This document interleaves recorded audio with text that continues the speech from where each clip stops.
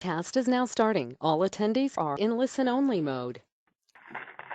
Good evening, everyone. I am Jay Parsons, the University of Nebraska-Lincoln, and it is my pleasure to welcome you to this evening's webinar titled Lamb Markets and Managing in These Uncertain Times. This webinar is brought to you by the Let's Grow Committee of the American Sheep Industry Association. We want to thank them for their support and encourage you to visit the ASI website to learn more about the sheep industry and to access the large volume of resources available there to help you be successful in the sheep business. The URL for the ASI website is www.sheepusa.org. I'd like to remind our listeners that this webinar is being recorded. All webinar registrants will receive a follow-up email within the next 48 hours with a link to the webinar recording, as well as a link to access the webinar slides.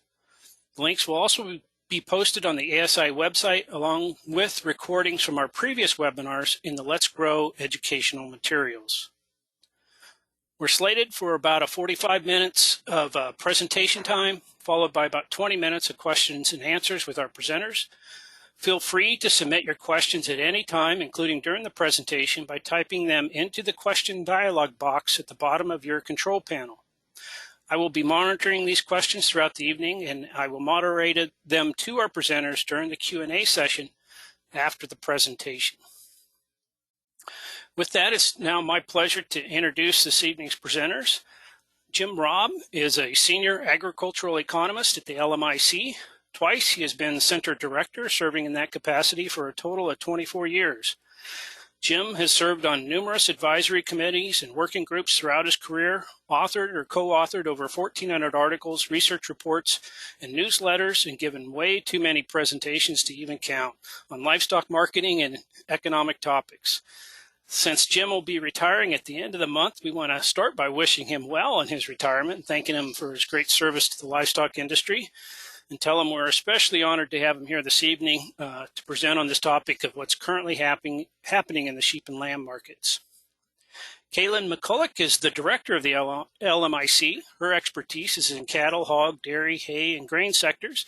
And like Jim, she's also published numerous articles and papers through a variety of channels and is a frequent presenter at national and regional meetings. So I think I'm going to turn it over here now to Caitlin first, and then we'll go on from there. So Caitlin, it's all yours. All right, thank you, Jay, and very happy to be talking to you guys this evening. I wanted to give you a little bit of background on the LMIC, or Livestock Marketing Information Center.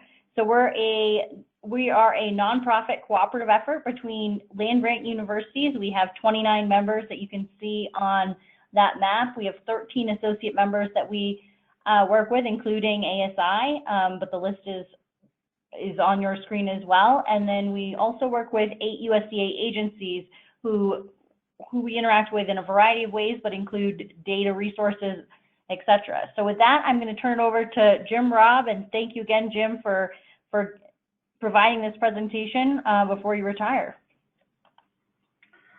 Thanks, Caitlin. This presentation will be a little bit fast and furious.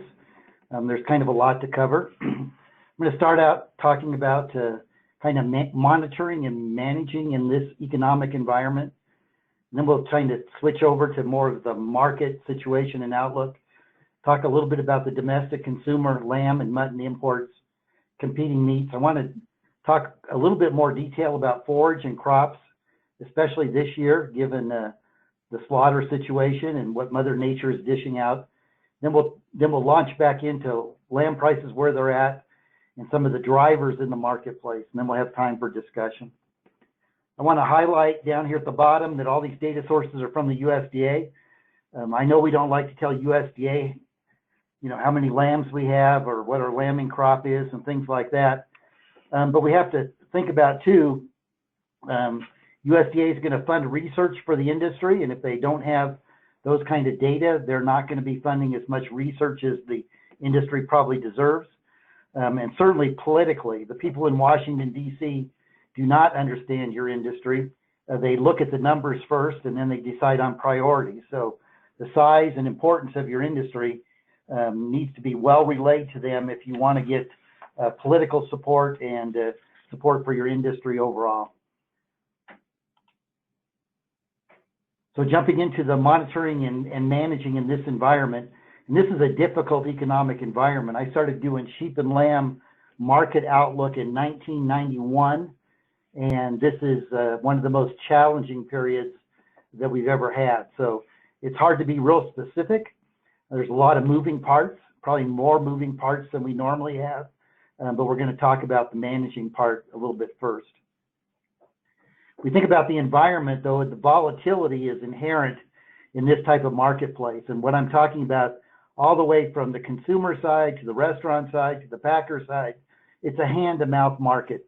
It tends to become that, where people don't tend to buy ahead, and then we get prices running up, prices running down on a short-term basis rather quickly. We've had disruptions in the packing plants. The lamb industry has faced similar disruptions that we've had in the poultry industry in the United States, the beef industry and the pork industry, thanks to COVID-19 and the disruptions there in terms of being able to operate packing plants. Even in the auction barn, we may have buyers show up one week and not the next week, and that being much more common than it has been in recent years. And then we have the added dynamic that none of the other industries have faced in this environment, and that's the Mountain States Rosin plant situation in Colorado. And I call that an ominous dark cloud. And those of you, you can read the ASI newsletter from last Friday. It gives an excellent update from the Greeley Tribune. But Mountain States has filed for bankruptcy. There's hope, maybe, and there'll be a bankruptcy sale in early August. And we'll see how that shakes out. They're about 20 to 25% of slaughter capacity in the United States. They're a very important player. We do have a new slaughter plant in this state, but it's not yet operating and it has no fabrication capability. So it's been a bit delayed. And so this dynamic of getting animals processed is very precarious in the lamb industry. You have to watch those developments as we look ahead.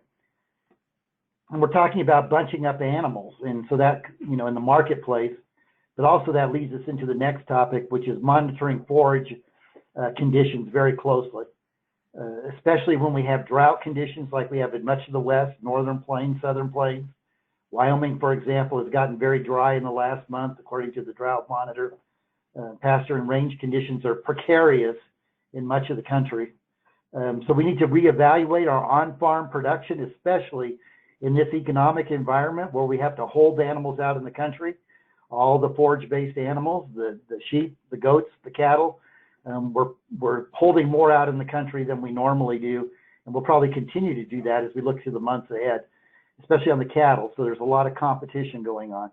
We not only have to look at our own operation, we need to look at our region and nationally at those conditions, because those conditions, as they change, could cause a bunch of animals to come to market very quickly, and that can have a dramatic impact on prices. And I want to watch for, and I think you should watch for potential announcements on the CRP program, Conservation Reserve, any developments, any announcements. There's a bill trying to make it through Congress, Washington, D.C., to kind of open that up for these types of situations as opposed to just drought. But this needs to get on track to benefit the ruminant industries, help us manage through the market environment that we've been dealt with. And we need to watch feed costs very carefully, especially corn. Least cost rations can change very quickly in this environment, and they can go up and they can go down. And so the mixing and matching there becomes very critical. In terms of planning, I often talk about cash flow being a critical thing, and we need a cash flow statement is our monthly, usually, flow of income and expenses. But it's also that needs to be very much tied to our marketing plan. There's a direct link between our financial statements, which are the cash flow statements, the balance sheet, income statement. The cash flow statement links directly to your marketing plan. The marketing plan changes, the cash flow needs to change in tandem. You need to look at it very closely and very critically in these types of environments, given the volatility and the risk. And then we need to make plans that adapt as time unfolds here. And we need to communicate those plans to our spouse or whoever our business partners are.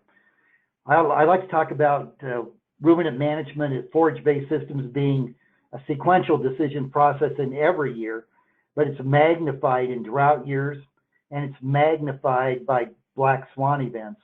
you could call the packing plant closures black swan events. When we overfinished lamb several years ago, we had a black swan event and we crashed the market. Now, black swan events, your survival is trying to talk about staying power, and that's your balance sheet. That's whether the bank can liquidate you, whether you have assets to make it through. So it's about survival. It's not about risk management because of the drought swan so much, or black swan, but we're rolling that together, unfortunately, in some areas right now as we speak, unless Mother Nature cooperates pretty quickly with some drought pressure on top of that. Drought is also a sequential decision process.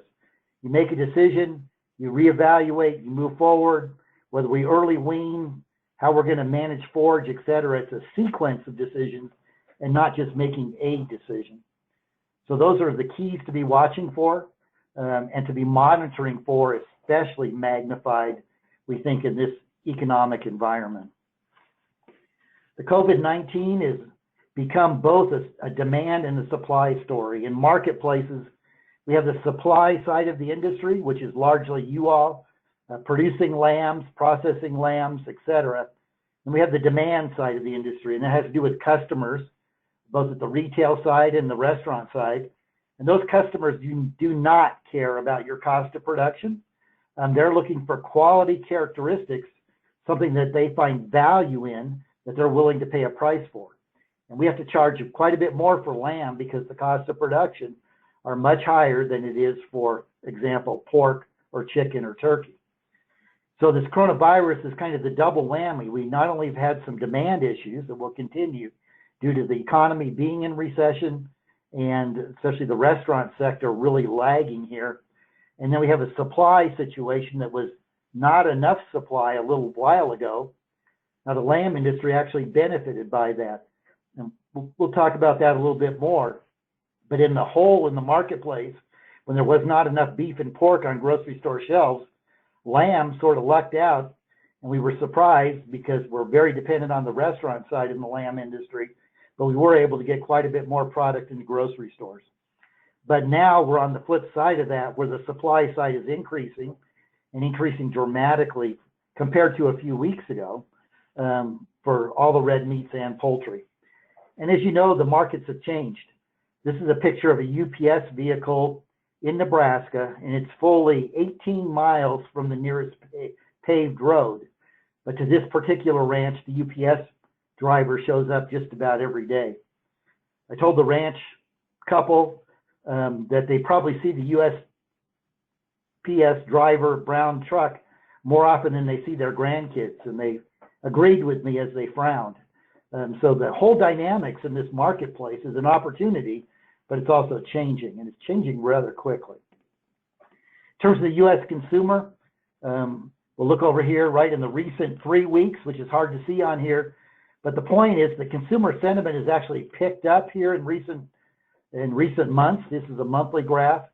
And from a big picture perspective, consumer sentiment, how they feel, even though we're in a much bigger economic slowdown than the last recession, the Great Recession, consumers actually feel better. And so this is a good sign. Even in this economic environment, consumers are starting to feel better, and they feel better than when they felt back in 2008 through 2011. So that's a hopeful sign, even though we have a lot working against us in the meat industry from a logistics standpoint and production standpoint, especially processing. Lamb imports are another key component of the industry in the big picture story. And lamb imports in the month of April were down year over year, above the 5-year average, but down year over year. The lamb imports, mostly because of the drought in Australia essentially ceasing, they're starting to rebuild their flocks, and they're no longer dumping all this product very quickly. And increasingly, the trend over the last 2 years has been China has stepped forward buying more and more of the Australian and New Zealand product. Now, Australia and New Zealand together are 70% of the world export market on lamb and mutton.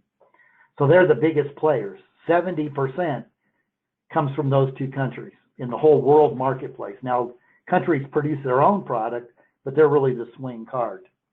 So we think these lamb imports actually were fairly supportive of the marketplace over the last 2 months as we ran into these issues in the industry. You can see it from that graph. Now, one of the things in this industry that is a little bit subtle is the distinction between lamb and mutton.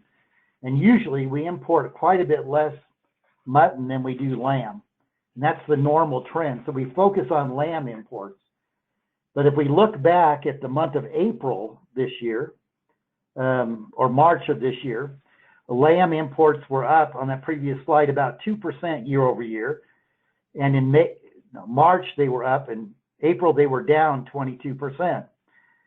But the mutton imports were huge. Mutton imports 2 months ago of data, that would be March, were up 255% year over year in the US. That's not percent of a year ago, that's percent increase 255. And in April, it was up 120%, which is 2 times. Now, this is a dynamic in international trade, and we started to get pretty worried about the amount of mutton. Essentially, the underlying issue is China. And where does the mutton go if it doesn't go to China, especially with the large liquidation that was occurring up until last couple of months in Australia. New Zealand now has a drought. The good news is, looking at the data that just came out of Australia here a couple of days ago, is that the shipments that happened in April really fell off from Australia. So those came to the U.S. in May, but they're declining precipitously.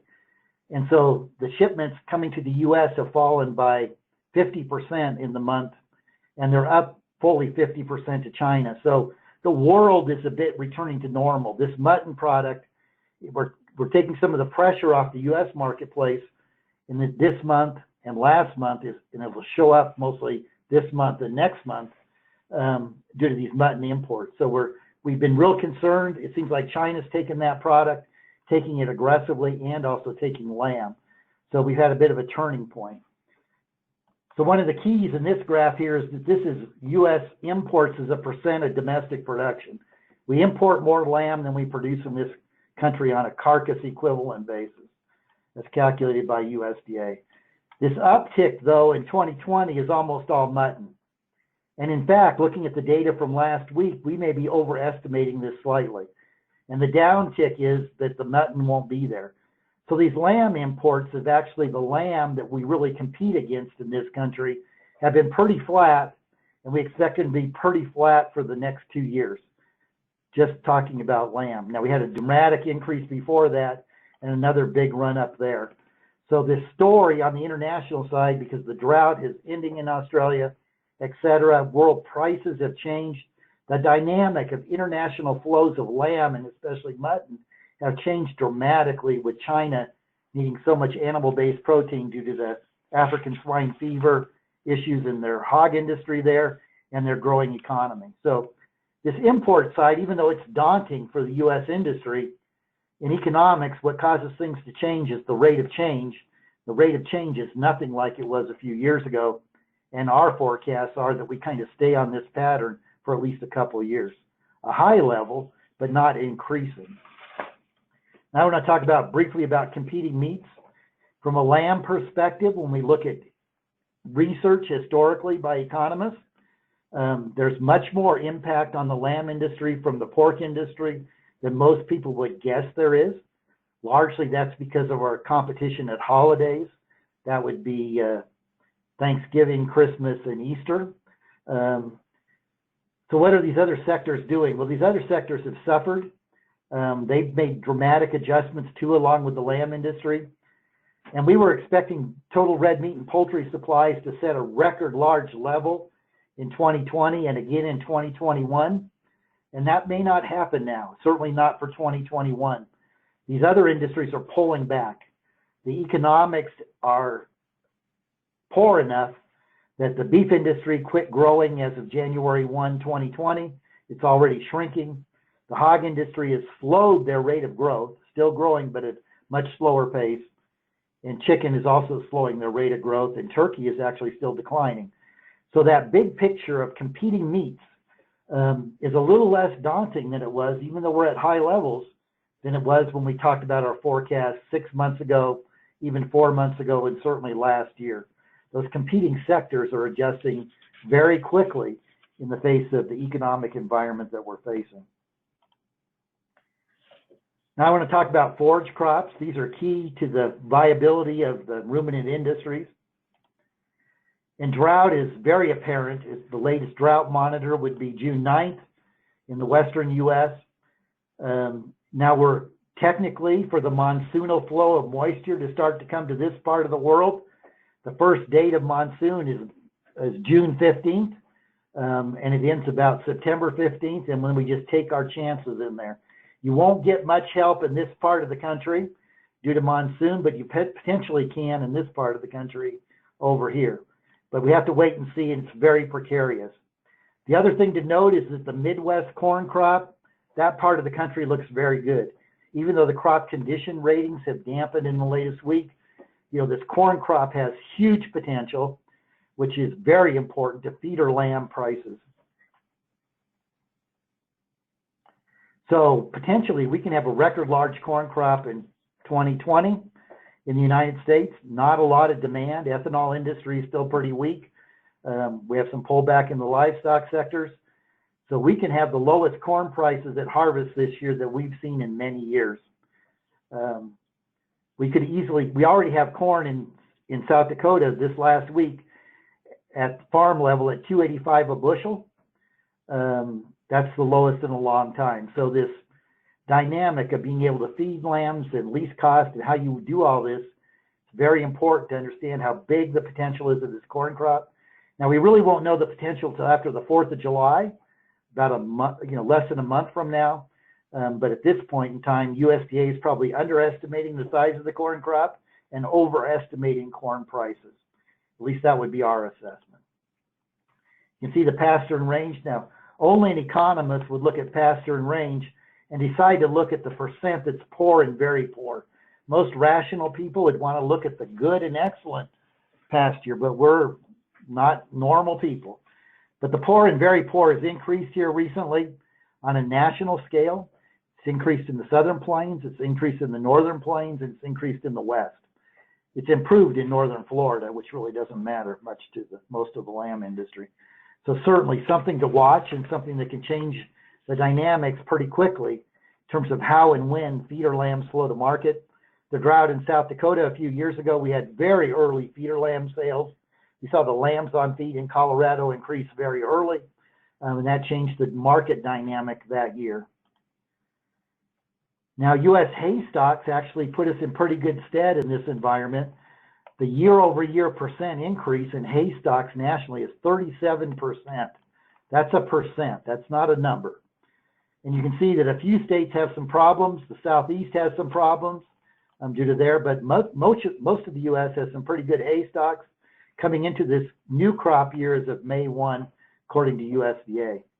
But again, as we move through this year and we look at the dynamics this year, what we do with our feeder lambs, how we're going to manage our forage-based situation, paying attention to the hay crop and what's happening in your area and in the multi-state region could very well be beneficial in your planning process. Corn prices have picked up a little bit. We had some pressure in the feeder lamb last year market when corn went sky high, at least $4.50 a bushel. We're probably talking about corn being in this range or lower come harvest this year if we have this corn crop. So certainly something to watch. We just have to look back to last year, or if we start getting a drought after the 4th of July, this market can change very quickly on the feedstuff side and hence on feeder lamb prices. So with that bit of background and rambling by Jim Robb, let's talk about the lamb markets a little more directly. And at this point, your speaker will take a sip of water and we'll charge on some more. So these are feeder lamb prices through last week. This is a market that does not exist. It's an average of the auction markets in Colorado, Texas, and South Dakota. Obviously, that fits no one. The point here is that the feeder lamb prices are in most markets. Now, there's always differences in the U.S., especially in the lamb market, but they're similar to a year ago, in some cases a little bit lower. They're below the 5-year average. And again, the feeder lamb market compared to slaughter lambs is being buffered by these lower feedstuff costs and pretty good forage conditions, at least in some major parts of the U.S. And in the western states, we haven't really got to crunch time yet in terms of having to make management decisions due to lack of forage. In the South Dakota Sioux Falls slaughter lamb market, you can see that those are below a year ago. Again, the contrast to the feeder lamb market. And the overall national formula hot carcass price has really been under pressure. Now, this long decline right there is because USDA AMS did not report prices due to confidentiality guidelines. And they've come back online. They fixed some of the problems with the lamb LRP program, thankfully, in the short term, using the national and also this price. But it's really under pressure at this level. We do expect these prices to probably gravitate a bit higher seasonally. If we don't have another major COVID outbreak where we lose labor capacity and ability to process animals, or if the U.S. heads back into, we expect the U.S. recession is severe out to the third quarter. Maybe we're just in a normal recession by the time we get in the third quarter. So the U.S. economy is improving, but we're going to be in a recession still. We're going to be in a more normal recession as this year winds up, as opposed to the very difficult situation we've had in the last 3 months. Now, if we look about slaughter levels, and we'll come back to these price forecasts, you can see the big drop off in lamb slaughter that happened when we did not have labor, had to shut down plants. Plus, we had the uncertainty for a couple of weeks going on up in Greeley, Colorado, which did not help. And in fact, it was a major hindrance. But you can see on the lamb market, we've bounced back. We're processing lambs federally inspected, not farm slaughter, not local slaughter, but federally inspected plants, has bounced back really quite nicely. That's in contrast to the hog sector, which has barely got back there lately and had a more severe decline and from a high level. So we have a lot more hogs out there. When you don't process them, they're building up out in the country, and certainly much faster than the rebound that we've had, and even we're still below last year in the beef industry. So this has again been a bit of an opportunity for the lamb industry to show their stars and get into the retail case and make some headway. It's difficult. It's a lower price market, but it's one that the lamb industry has come through a little bit better than these other sectors have. Lamb and mutton in cold storage has become a real problem for this industry periodically over the last 4 or 5 years. Now, some of this is just imported product. As you import more product, there's more frozen product and it builds up. But when we have these peaks out here where we're running 45 million pounds in cold storage, that's more than 1 3-month period of U.S. lamb and mutton production. That's a huge amount to work off. Now, we're on a pretty good plane this year. We're kind of below last year at the beginning, and we don't think we'll have this kind of bump up come late summer, which dampens the late summer and fall market, even if it does pull back. So the amount of frozen product in cold storage is not the burden that it has been in recent years for the U.S. lamb industry. It's not a great number, but it's not a number that just causes potential real pain if you can't work that off in a way that doesn't disrupt the marketplace.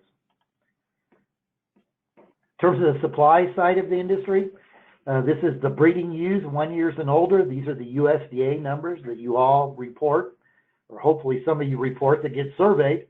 And then they do a lot of cross-checking with slaughter levels and other comparisons. The point is here that the lamb industry in the U.S., and this is our lowest forecast in the red, higher forecast in the blue, but we're on a pretty flat if you look between those two. Lamb industry is neither really shrinking like it did in this period or certainly like that period. It's rather stable. This is not an environment from a supply standpoint and a price standpoint. There's a lot of enthusiasm in our mind for producers to expand the national flock, but not a lot of economic pressure yet that causes a real abrupt decline in the U.S. flock. So we're sort of marking time. We're marking time waiting for the economic environment to be less uncertain and the production environment to be less uncertain. This is a rather good picture considering the picture that we had where the industry economics caused these huge declines because of the lack of profitability in this sector. We're more stable. It's not very profitable, but it is a stable production environment. Lambs born per breeding ewe, we bounce around in a range that actually, from a market standpoint, has some pretty big impacts. And when we look at, the lamb consumption, demand, supply, interactions, it's a very important component. We bounced around in this range in recent years nationally. We think maybe we can improve this a little bit more, and this would be beneficial from a cost of production standpoint, but we're probably staying in this rather range. We don't see anything that gets us down to those real bad years, nor those that get us up there. Now, one of the things to always be concerned in this industry, if you've been around very long, we've had about 4 episodes where the lamb feeding industry and the market dynamics and the slaughter issues have developed a huge backlog of over-finished lambs that are practically mutton.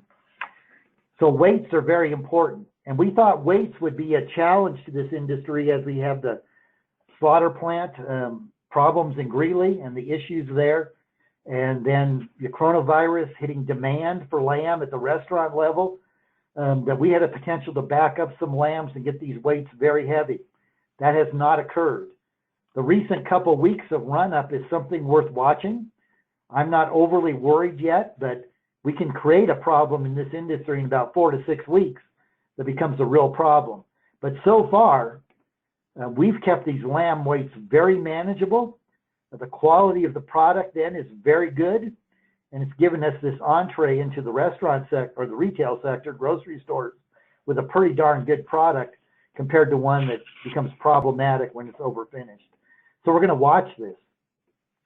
But the industry's done a very good job of managing the flow of lambs in a very difficult environment and not backing up enormously, at least not to date, dressed weights and compounding our production problems and quality problems in the sector.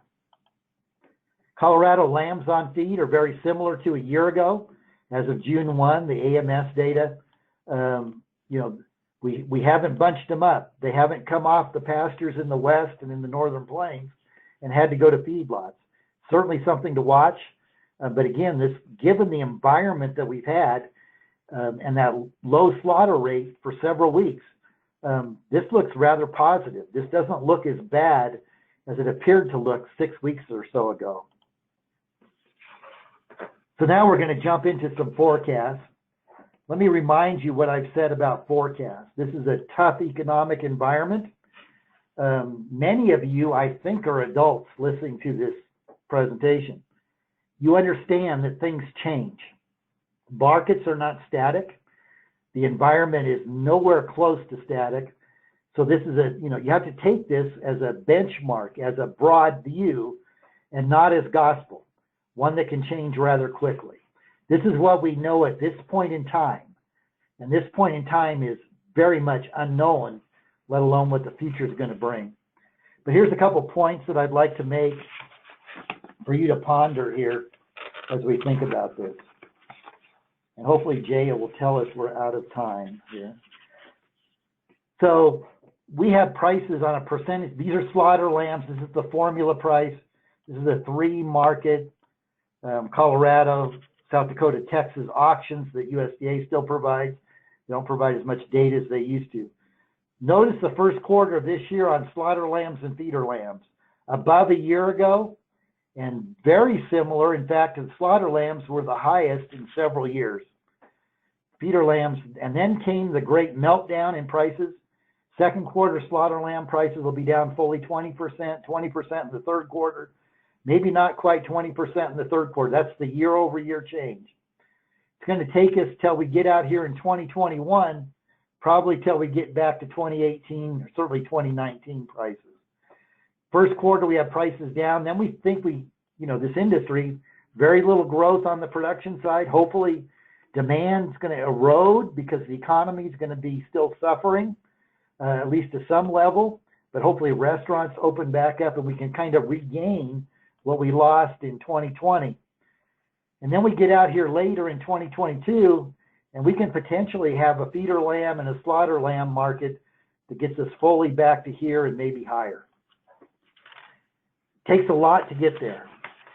Now, if the Lamb Board they've done a great job of promoting your product in recent years.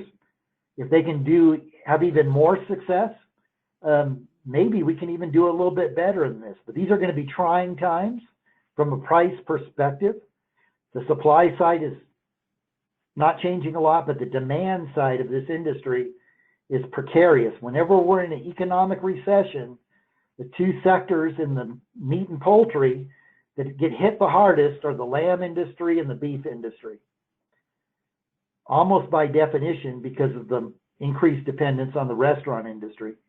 When the U.S. consumer pulls in their horns, let alone COVID-19, we tend to eat less in restaurants and we trade down away from high-end restaurants. Again, a major target of the lamb industry.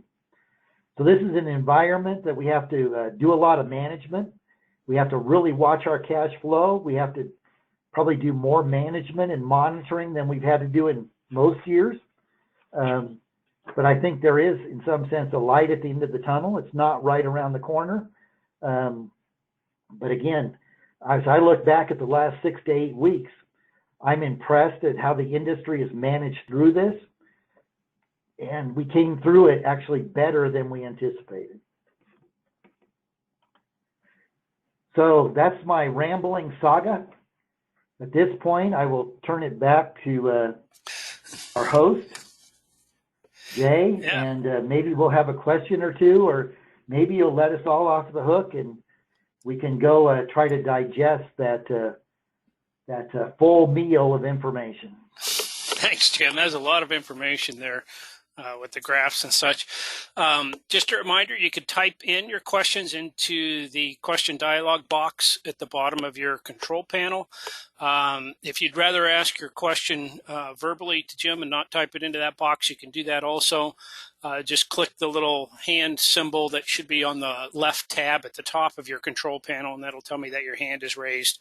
And then I will call on you by name and unmute you. So let's see what we have here for questions to deal with, Jim and Caitlin, if you guys want to address them jointly or separately, however you want to do that. Question on the Mountain State situation. Of course, everybody's wondering how that's going to turn out. You touched on that. I think what they're asking is what's the most likely outcome in particular in terms of it still being an operating plant? I don't think we know. The lamb industry on the processing side has always been close to the vest and not very transparent. We've known that there's been financial struggles.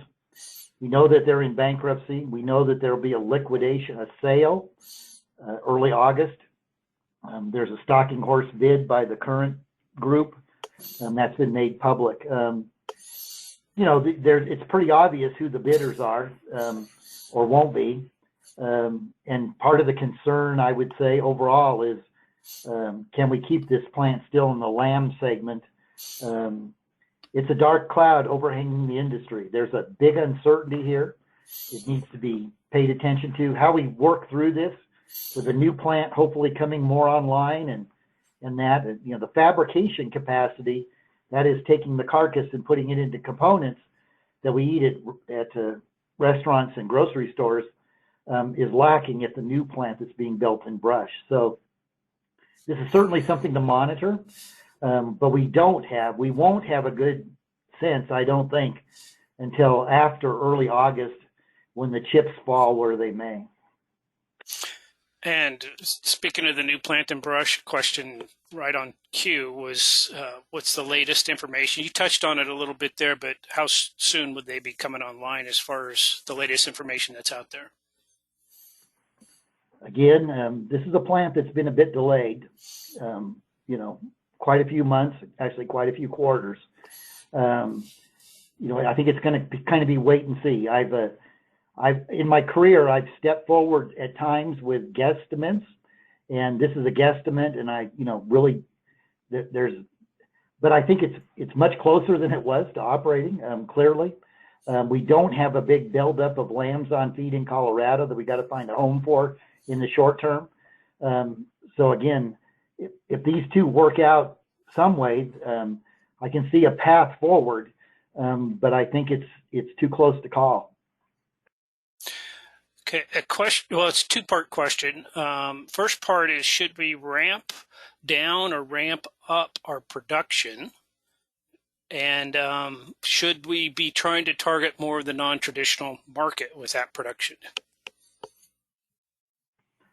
So Caitlin's going to chime in on this one, so I'm giving her fair warning here. So ramping up or ramping down, I assume you're talking kind of about holding back more ewe lambs to increase the flock. Mm-hmm. And I think that's probably the tone of the question. I'm going to guess that. So I'm going to go with that forward.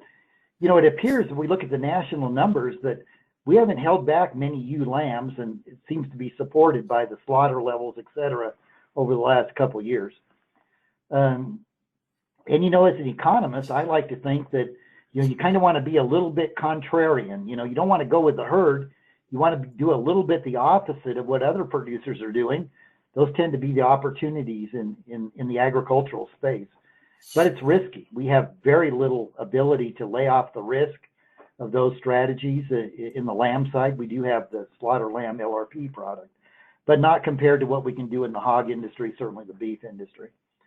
My sense is, though, that, you know, and we have predator issues. We have a whole plethora of issues in the industry, but those that are well positioned, you know, my prices are a bounce back in 2021. So I don't need to get too aggressive here, but, you know, we haven't grown this industry. And if we believe that the demand for our high quality product can continue to be built in this industry from the base that is really eroded over a multi-generational period. But I don't think you ever go whole hog. I think you do this in a very measured way, given the uncertainties at this point in time. You know, you don't jump and hold back all the ewe lambs. I think you do it very methodically, and you think very carefully, and you really study that forage base to great detail. Or if CRP acres open up that you might be able to use, you look at that very carefully in your area. So I don't think it's a time to be, you know, in the cattle business, we talk about being real counter-cyclical. There's not really a cycle left in the lamb industry. But I think it's a cautionary environment. And and I think non-traditional markets are important. I mean, getting closer to consumers is important for this industry. But we still are basically, to the largest extent, a commercial industry. And long term, we're going to rely on high quality product going through grocery stores and restaurants still to be the mainstay of the overall national industry, with clearly some very different regional aspects in the northeastern states and the northwestern states especially. Caitlin, do you want to add a couple thoughts here on how you position? You've been a banker, et cetera. Give us some thoughts.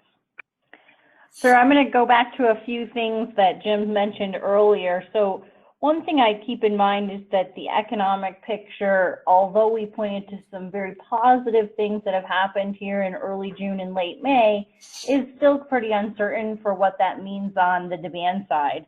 And some of the boost we saw at grocery store levels was much more on the commodity front than maybe it normally would be. When we saw beef, pork, and chicken flying off the shelves, and some of those meat cases empty, that really laid an opportunity for lamb in those grocery store fronts. And so now that we've worked through some of the slaughter and supply chain issues in those other markets, there's going to be, even if it might not be record high levels, we're still going to have very high levels of production in these competing meats. And so for one thing, I would say that those grocery store sales are going to be under pressure as a consumer is still rather uncertain, at least in the short term, but may turn around by 2021. In the non-traditional market, I would say could possibly isolate someone from some of those larger headwinds that we're potentially facing, in the sense that they have a much more specific role in the diet, as opposed to what I perceive some of the 2020 reaching for lamb was more as an alternative to some rather empty shelves in the second quarter. Thanks, Caitlin. And that gave me time to, I'm going to make two other comments in this vein, and maybe we're just eating up all the time there for you, Jay. But so when we're positioning in the long term in this industry, you know, especially in the non-traditional, you better understand your cost of production, whether you're selling this above your cost of production, and looking at cost of production as an economist would. And I think if you're going to expand, you need to really do a deeper dive, cost of production, forage base, et cetera. And then if I'm going to expand, I want, you know, the key across the animal-based proteins is increasingly becoming quality. Now, I'm an economist, so I'm going to talk about cost of production and competitiveness. But part of the reason I think we've been able to make some inroads on lamb demand and beef demand has been the quality of the product that we've started to produce. If you're not a high quality producer in the lamb meat marketplace, you need to be if you're going to expand. I think quality is going to be one of the real driving aspects of being profitable and sustainable in the beef industry and the lamb industry, because we have higher costs of production in the lamb industry and the beef industry than we do in the pork, chicken, and turkey sectors, and probably the fish sector too. So, you know, there's a quality dimension that really does tie to the demand story in the long term, and being able to play this game in the longer term and expand. And you better be on the quality forefront, not forget about quality, don't forget about fundamental economic costs, but you better build in the quality dimension. Good. Thank you both. We've had several questions come in regarding, I guess, processing capacity. So I'll try to group these together in a sensible way. So people are asking, are there enough lambs to support 3 lamb plants in the state of Colorado? And coupled with that, the example was given here in the Northeast, New York and New England in particular, processing lamb is nearly impossible. So you want to respond to that in terms of where the lamb plants are located in the country? You know, where the plants are located in the country has become a problem for the beef industry and the hog industry too. The scale at which we operate, even in the lamb industry, we've shown some weaknesses in our industry. Now, in the lamb industry, you've done some more creative things. The processing is an issue, especially for local market programs, and it's an issue for all the animal-based proteins. Colorado is the largest lamb feeding state, lamb feedlot state by far. So we pull a lot of lambs for, you know, we're a highly seasonal industry, and the feeding industry helps us spread that out and get us to time frames of the year when we need the tonnage in the marketplace. So, you know, Colorado has 3 plants, 3 federally inspected plants, or will have, we hope will have. We have one in Denver that's had some investment put into it by Superior, apparently.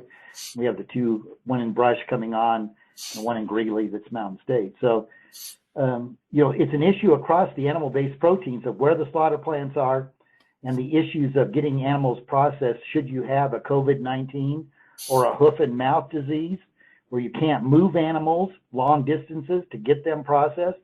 You get a similar set of circumstances if you have some animal disease issues, especially foot and mouth disease. So there's some things to think about in this industry, and talking about scale and state-of-the-arts. Now, the lamb industry is going to have 2 state-of-the-art plants, Superior plant in California and the new one in Brush. Those are state-of-the-art facilities. I wish I could say that we had state-of-the-art facilities in the beef industry, but we don't. We have 2 modern state-of-the-art facilities in the hog industry. So this whole area of slaughter capacity, slaughter quality, scale of capacity, the economics of size and scale, and how they fit into local markets is something we really need to work on as an industry.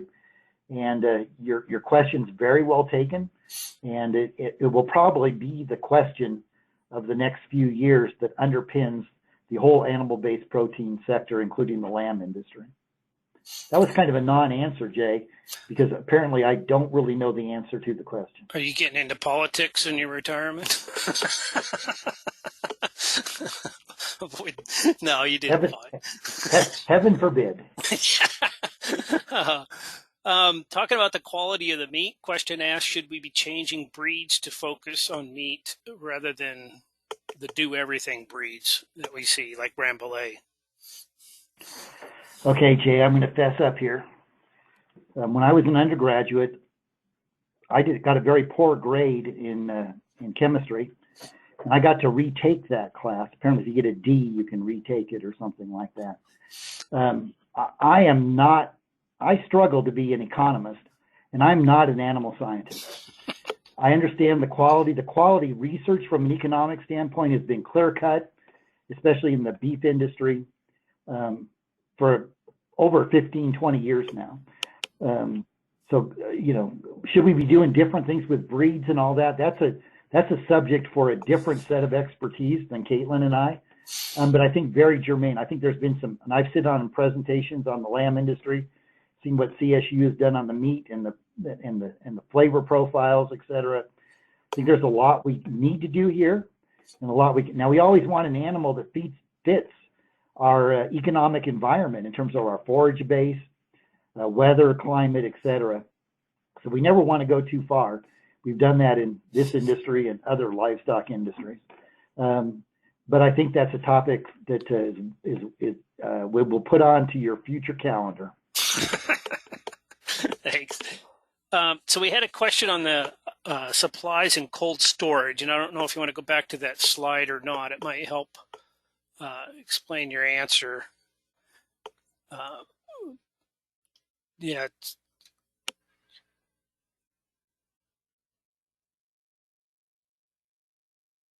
Anybody remember where that one was? Let's see. It was more towards the end than where you're at there.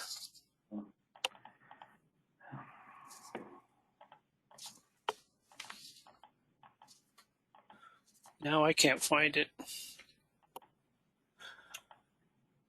Slaughter lamb prices, sheep. There you go. There it is. Yeah. So the question was about the high levels in cold storage. And it struck me when you had this up here, the 5-year trend is there, but we've been above that, at least the last couple of years. So the question was in regard to production, and will the U.S. level of production really matter in light of the fact that we have relatively a lot of lamb in cold storage and where we're headed there historically compared to where we have been? Yeah, cold storage has a couple functions. If you can't sell the product, you try to put it in cold storage and hopefully make money later. But cold storage is also a mechanism tied to that concept where we're spreading out our supply over the year, right? We're taking a seasonal production system and we're having more product available. You can see the rundown that we had from the huge level where we have over 45 million pounds on a carcass weight basis. That's more than 3 months worth of production, domestic production, sitting in cold storage. But we work that off as a seasonal lamb supplies tend to be lower in this time of year. So it does serve an economic function and a market function, kind of like lamb feeding does, to help spread out the supply of product over the year. Now it can get too large. And again, some of this product is just imports. Now it has to be not planned for sale in the near term by USDA to be calling it cold storage. But, at the levels that we have here now, given how the industry is, these do not worry me like a couple of years ago and like that 45 did up there. And could we work it off without causing a real breakdown in the wholesale lamb marketplace that feeds back into slaughter lambs and feeder lambs? So certainly something to watch. You can't store lamb in cold storage for that long. A turkey that you buy at the grocery store is sometimes 2 years old. It's been frozen for nearly 2 years. Most of them are only frozen for a year. But the red meats, you tend not to be able to freeze that long, so you've got to turn it over in cold storage. We really don't know the types of products that are in cold storage. That's because of confidentiality USDA guidelines. There aren't very many freezer facilities that store lamb, so they can't give us as much detail as we would like. We don't know the proportion that's imported. We don't know the proportion that's racks, for example. A few years ago, anecdotally, the industry said there's a lot of racks in cold storage. Well, that's a different product than a lot of backs or a lot of imported product. So it's sort of it's not real clear ever what's in cold storage. So it's one, I wouldn't bet the farm on cold storage levels. We need to watch it, especially in this industry. In the other red meats and poultry, cold storage doesn't really make a difference. But in lamb, it's a little bit like the grain markets, where the year-end stocks, where you are in stocks in storage, must be watched much more carefully than it has to be watched in beef, pork, chicken, or turkey. Again, another long answer, Jay, with very little answer in there. No, that was very educational. And the other part of that question was about imports, too. Would you like to respond to that in terms of the imports that come into the country and when? If I heard you correct, you're anticipating less competition from imports over the next couple of years while they rebuild their flocks. Yeah, certainly from Australia, that's the sense. New Zealand has a little bit of a drought going on now. And, if you look at the Australian industry, they have the smallest flock in 30 years. Meat and Livestock Australia just yesterday or today came out with their sector update, their June forecast and their update. And if you're interested, go look at that publication. I can send it to you, Jay. I think I already did. But it gives, a very good perspective on where they are. They also think in Australia, to be honest, that they'll rebound on their flock and their cattle herd after drought much quicker than they ever do. Because, it tends to be a dry country and producers are somewhat cautious. So, but these imports are tied to the international dynamic. Again, that story is changing because of the China story and the closeness that Australia and New Zealand are, and they increasingly rely on lamb exports and mutton exports to China. So I think that import story is changing. We're still going to import more lamb than we produce domestically. It's part of providing product you can debate all the politics, you can debate the whole thing, but the reality is that imports they're not growing a lot, but they're not going to decline either, Jay. So I call that a positive, right? We're not going to face increasing supplies of imports to a dramatic level unless they have another drought in Australia. But it's not going to go down either. So it's, that's kind of an economist view of positive, right? It's not getting worse. It's as positive as we get.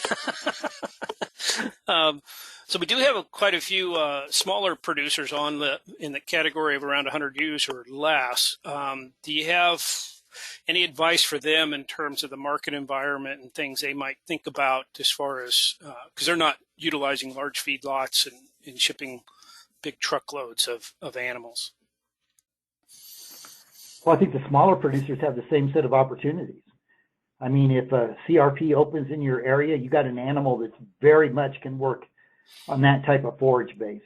So there's always opportunities, and maybe these are complementary animals to an overall enterprise or for a supplemental income thing. So I think you still have to pay attention to the same basics here.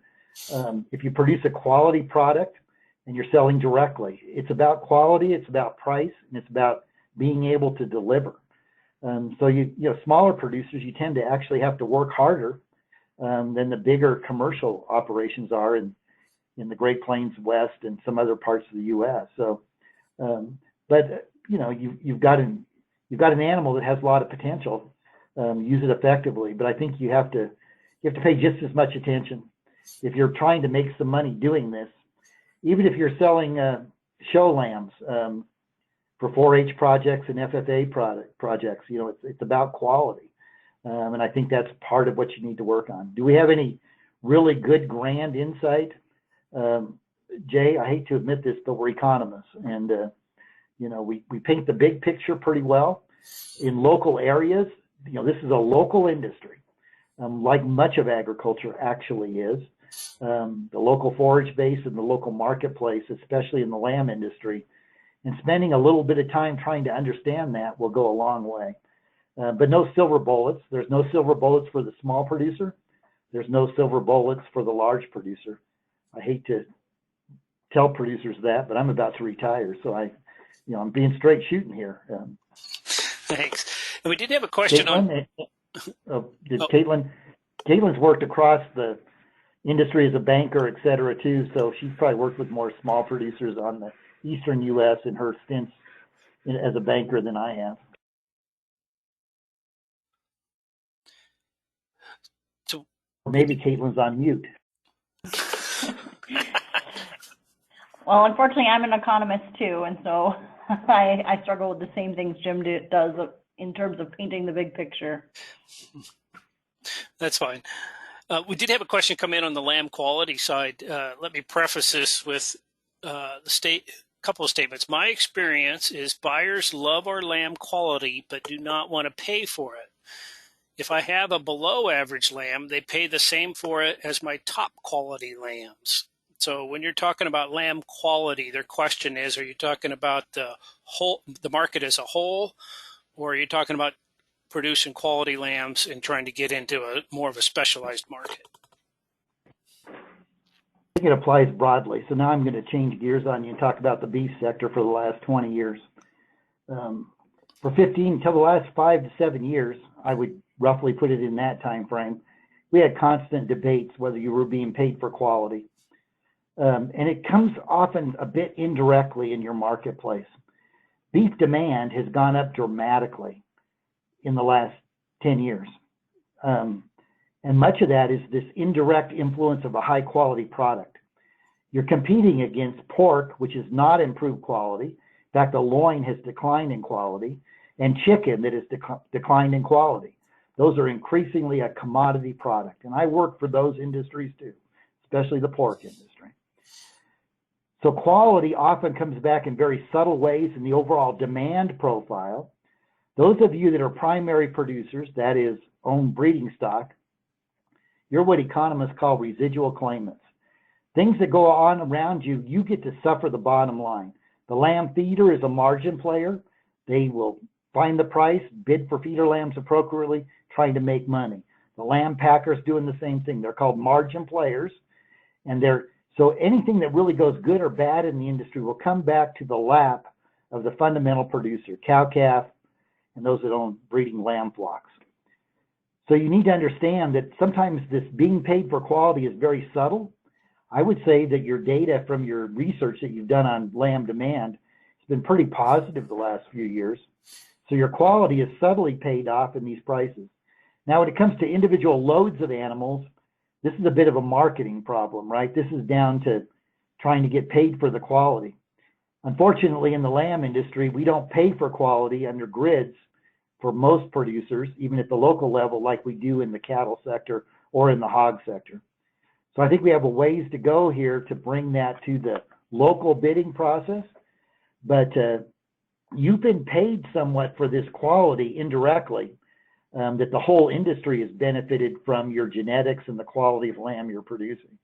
So don't think you just never get paid. Sometimes it's really hard to see it get paid. And I agree with you, at the local level, we have some kind of these market structure issues where we need to be paying on a quality basis much more for lamb than we do today, more like what the beef and the hog industries have done in this country.